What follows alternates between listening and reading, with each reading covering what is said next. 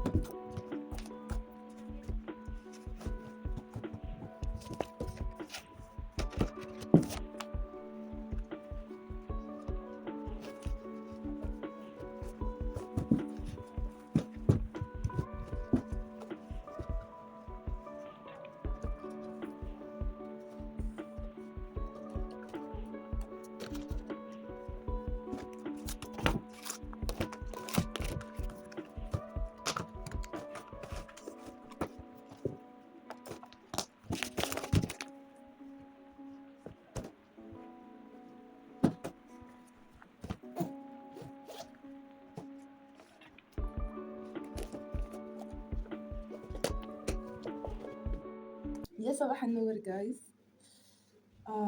هلا الساعة 6:03، أنا صاحية من الساعة 5. راح ألبس هذا اللون، ما بعرف شو بسموه، نيلي هاد. إضاءة كتير سيئة، ما أعرف. I'm sorry، عم حاول أضبط الموضوع قد ما فيني يعني. بتحسوا إنه في ستيب ناقصة بالروتين الصباحي، يعني هي الفطور. أنا ما بفطر بالعادة، إذا فطرت بعمل كوفي وشي هيك خفيف، بس اليوم لأنه الماما رح تعمل لي شيء كتير أنا بحبه، فهي بالمطبخ، فأنا رح جهز حالي ولما يجي رح آكل. إذا ما لحقت رح آخذ معي على الجامعة. يعني هي أكلة بتنعمل بالكسكس الأبيض والرمان، بتونس بنسموها مسفوف رمان. I'm obsessed بهذا بحاجة اسمها مسفوف. وإذا تعرفوا في الفلوج اللي فات قلت لكم بأني obsessed بحاجة اسمها رمان. يعني الفاكهة المفضلة متاعي.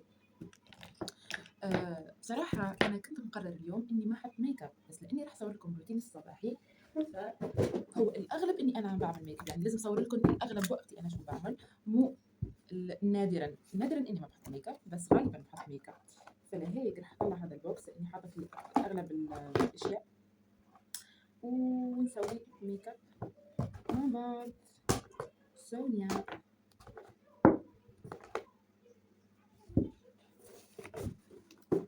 طبعا هذا البوكس بعد ما طلعنا منه اللي لازمنا. هاي البالت برعاية أختي، شوف كيف ألوانها حلوة. إضاءة كتير مطلعتني سمرة، بينما أنا مو هيك، عن جد بفتح لوني كتير. أنا ماني سمرة، أنا هيك حنطية شوي، بس بالشتا بصير فيكم تقولوا بيضة شوي، يعني بيض بالصيف ببيض. ما علينا ما علينا، خلينا نحط السن سكرين تبعنا. وهذا مع الأسف هي ما عاد عم تخرج لي برودكت، فصرت مضطر إني أفتحها وأطلع منها لحالي. بما إنه راح ألبس يلا زين هي الشيلة، فراح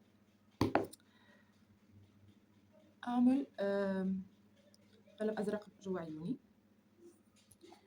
ونحاول أسرع شوي مشان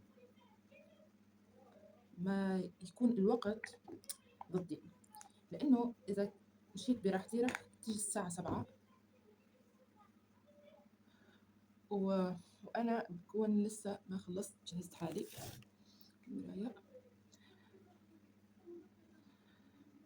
غالبا بهذا الوقت أو دائما بهذا الوقت لما بكون عم بمكيج بحط اسمع بودكاست، بتفرج على شي فيديو فلوج هيك، بس لأن التليفون عم صور لي فأنا هلا عم أحكي معكم مشان ضيع هذا الوقت. اللي مثلي بيكتب لي بالكومنتات، لأني أنا ما فيني آكل بدون ما أتفرج على شيء، ما فيني أطبخ بدون ما أتفرج على شيء، ما فيني أجهز حالي بدون ما أتفرج على شيء. أصلا أكثر منصة بحبها هي اليوتيوب، بعدين التيك توك، بعدين الانستغرام، وهيك فهمتوا. قعدت ساعة عم أدمج بالسان سكرين، تخلي هيك البشرة تشرب شوي. رحت أنا من نوعية الناس اللي بتحط الليبستيك از بلاش، لأنه واي نوت؟ ليش لا؟ مين قال إنه ما بيصير؟ نو رولز بالميك اب، نو رولز. اوكي هيك حتى قبل الكونسيلر مشان اقدر اطلع البلاش لعند الهالات. يلي ما بيعرف اكيد ما بتعرفوا لانكم ما عم تابعوني على الانستغرام والتيك توك، فانا كنت بفتره تبع اختبارات الاسبوع الماضي، وكنت عن جد ما عم نام ابدا. الشهرين يلي مضوا سبتمبر اكتوبر من اصعب الشهور يلي مرت علي. الحمد لله على كل شيء، بس في تراجع بصحتي، في تراجع بوضعي بنفسيتي، وعم نحاول نكمل. ما بعرف امتى رح ينزل لكم هذا الروتين الصباحي او هذا الفيديو، لانه ببساطه يوم السبت صورت فيديو للتيك توك ولليوتيوب بنفس الوقت. فيديو عن جد كنت منهارة فيه، يعني بتونس يقولوا فاض الكيس فاض سيبون، ما عادش النجم. خرجت عن صمتي، قررت اني نحكي ونقول اللي في داخلي، باش كيف ما اي حد يعاني كيفي يحس روحه وحده كهو. وصورت كمان فيديو دردشة ما كان مرتب ابدا لليوتيوب، فما بعرف اذا رح نزله قبل هاد او بعده، بس على الاغلب رح نزله هو اول شيء مشان يكون هيك بتناسق مع التيك توك.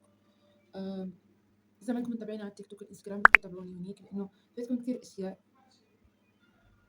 وكمان ما في مشكله انه بنات تيجوا تدردشوا معي، بحب احكي مع ناس من جنسيات تانية،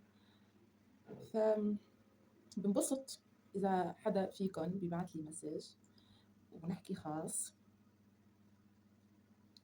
وقولوا لي اذا بتحبوا الفيديوهات تبع النصائح والدردشه وهيك مشان نصور لكم اكثر، لانه من العين هي قبل العين هي.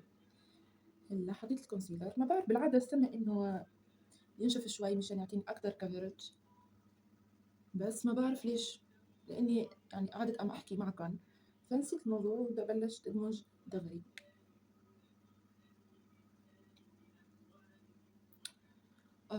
عم طلع هون لأنه هون مراية. أوكي، رح أزيد نتفة من هاد مشان فتح تحت عيوني، هذا كتير درجته فاتحة علي. لسه ما خلص وفي عندي واحد تاني كمان لسه مو مفتوح، ما بعرف إمتى رح استعملهم لأني ما بستعملهم باليوم، يعني حياتي اليومية قليل جدا لحد استعملهم. هاي أمي عم تحكي مع أخي. دائما إذا بتسمع أي صوت بفيديوهاتي فطنشوا الموضوع، لأني ما فيني أجبر أي حدا إنه يسكت. عم حاول إني أعمل الشيء اللي بحبه بغض النظر على كل الظروف.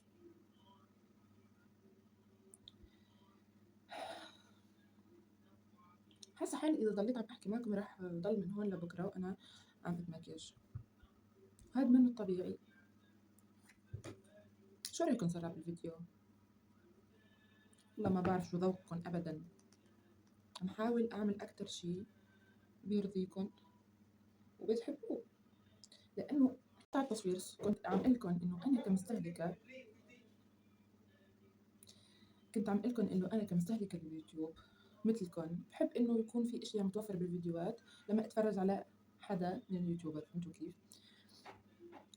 فأنا مو عارفة أنتوا شو هي الأشياء اللي بدكم إياها تكون متوفرة على حسب قدرتي وطاقتي أكيد. فأنتوا ما أعطوني رأيكم بالكومنتات، حطوا لي أفكار شو بتحبوا شو ما بتحبوا. بالنهاية هاي القناة مكان بيجتمع فيه كلنا. كنت عم قلكم إنه حطوا لي يلي بدكم إياه بالكومنتات. لا تنسوا تحطوا لايك تشتركوا بالقناة مشان تدعموني وبس. هلا راح أحط هذا اللون البني مع هذا الفاتح بدمجهم هيك. تعرفوا شي، رح أحط من كل شيء بالنهاية رح يطلع شيء حلو. يعني تخيل إنه أنا عاملة ميك اب لما حدا تخيلوا. هاي كلها ثقة بالنفس. شكر لليوتيوبر تبع الميك اب يلي علموني عن جد. صار لي 6 سنين عم بتعلم ميك اب منهم، وفي تطور ملحوظ لاني بعرف اعمل كتير ميك اب حلو، بس مو علي لانه ما بروح لمناسبات، بروح لعراس. جايز في فلوج ان شاء الله اقدر صوره يلي هو بكره رح صوره، يوم تاني بكره ثلاثاء ان شاء الله اقدر صوره لانه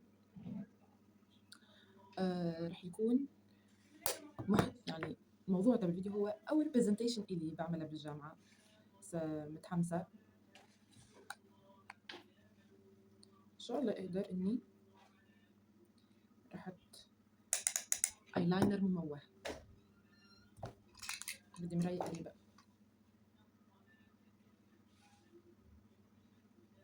ما بعرف ليش اجى هيك. البرش صار ثقيل كتير.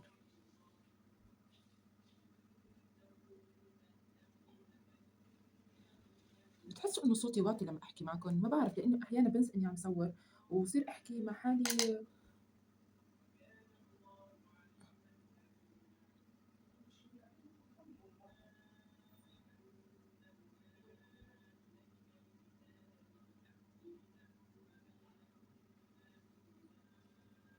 ما بعرف ليش ما عم يزبط قدامكم اليوم، ما بعرف والله. هو منيح منيح اوكي منيح، منو بطال.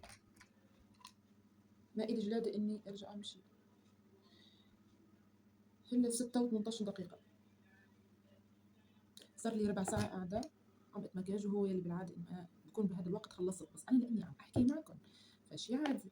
هلا رح نحط هذا الشيء، شو نفس اللون مو نفس اللون. عن جد العيون البنية بتلبق لها كل الألوان جوات العين، أي شادو. نحن محظوظين والله، نحن محظوظين.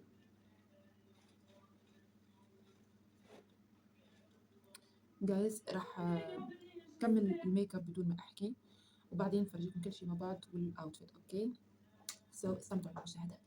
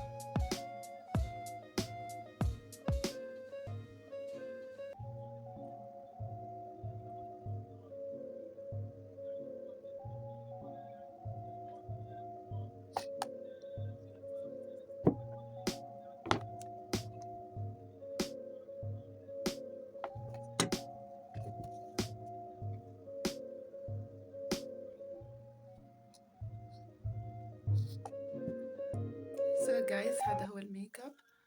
لفيت الشعر لفة بسيطة، ما تعبت كتير. شو عيوني كتير حلو الأزرق. جربوها جربوها، ما رح تندموا. يلي عيونهم بنيين أو عسلية كتير رح يلبق الأزرق والأخضر جوا عيونهم. هذا بالنسبة للميك اب. الأوتفيت رح ألبس الصنبة تبعي وصار لكم إياه. أوكي، جعت كتير وريحة المسفوف وصلتني لهون. إن شاء الله إن شاء الله يكون جهز، وإلا رح ترسلي يعني أطلع من البيت بالأكل وأخذ معي. وأنا أصلا حاملة شنطتين، ما في مساحة إني أخذ أكل معي أصلا. فبس الله المستعان. جايز هذا هو الأوتفيت. هيك بحب لما أرمي الشالة هيك لورا. يلي شاف الفلوج تبع طلعتي أنا ورفقاتي على مدينتي القيروان، فأكيد رح يكون عارف هذا القميص. بس غيرت بنطلون بالشالة، مو بس لبست هدول الخواتم.